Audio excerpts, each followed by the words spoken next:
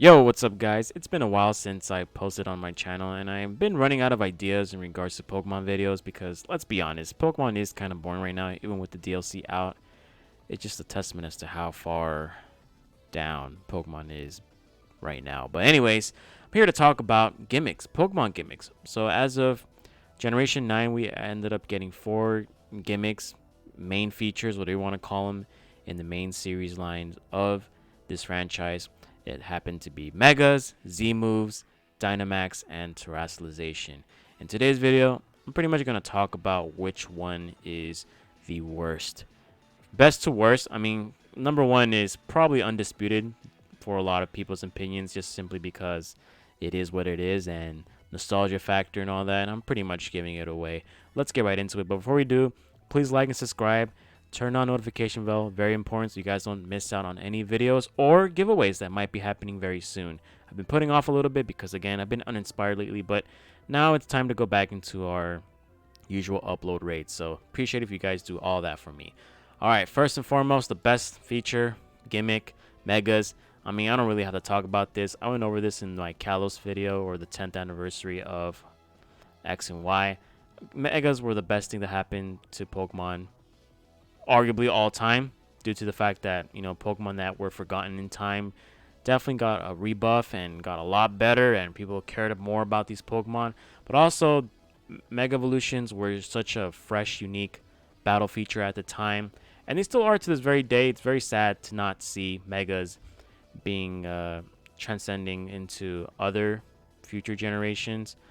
I kind of wish it wasn't Generation 8 with, along with Dynamax, but yikes, that would be disgusting. But, I mean, right off the top, one of my favorite Pokemon of all time happens to be a Mega, and Megas always have a very good place in my heart. I know a lot of people love Megas as well, not only just for, like, competitive-wise, but also, like, design-wise, they look phenomenal. I mean, Pokemon like Mega Salamence, Metagross, Mega Lucario, Mega Rayquaza. I mean, those are like beat stick Pokemon. And Mega Gengar too, with phenomenal abilities, phenomenal stats.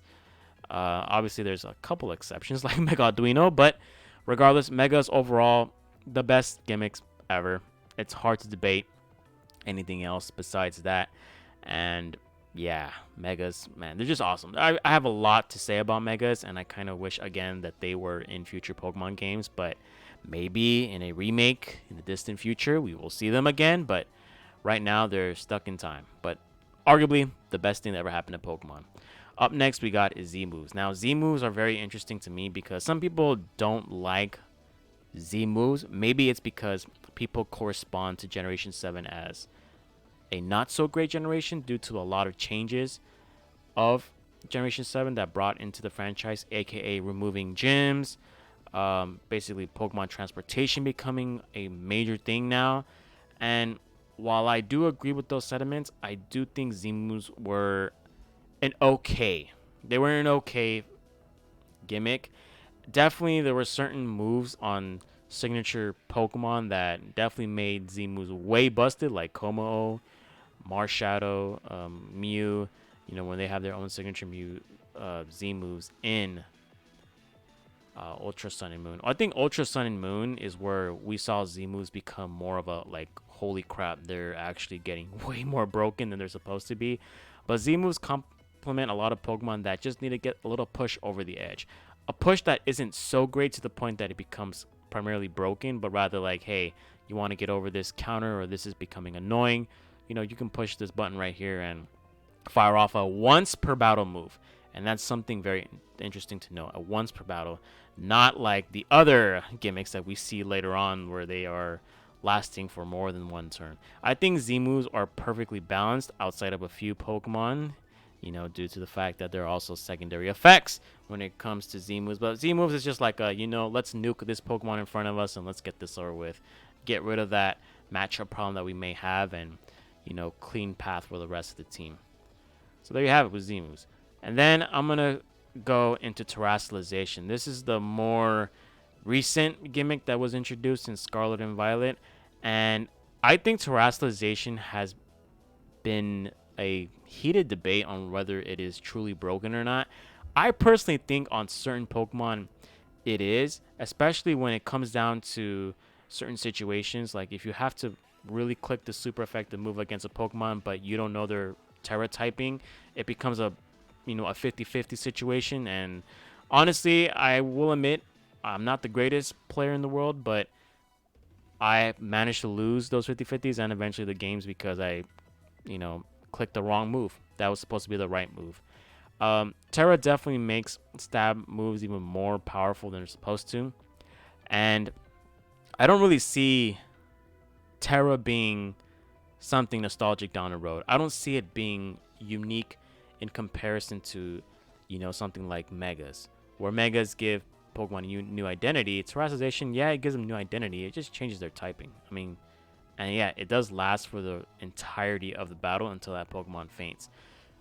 Terra is more of like a competitive push. Like this was truly the generation where they really want players to play competitively, and terrestrialization definitely makes people think more about their move sets. They think more about the Pokemon they're using in play, what Pokemon are taking advantage of terrestrialization, so on and so forth.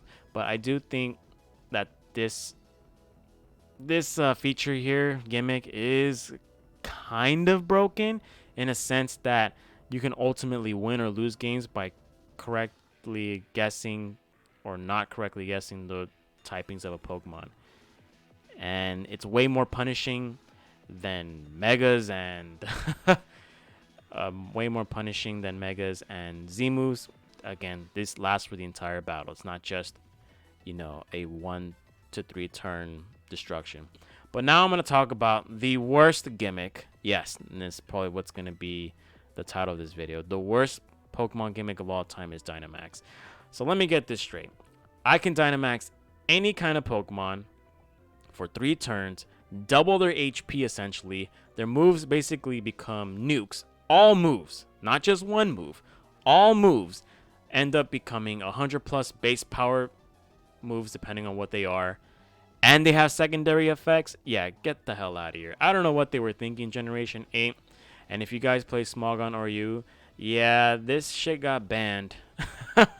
Literally a month into its existence because it was just too much. Dynamax, yeah, I understand like why they did it. I mean, it makes sense from the game's perspective, but making a Pokemon giant isn't unique. Making their Pokemon double HP is absolutely bonkers. And now giving them moves that have secondary effects like, summoning sun, rain, hail, terrains. Yeah, bro. Watch out now.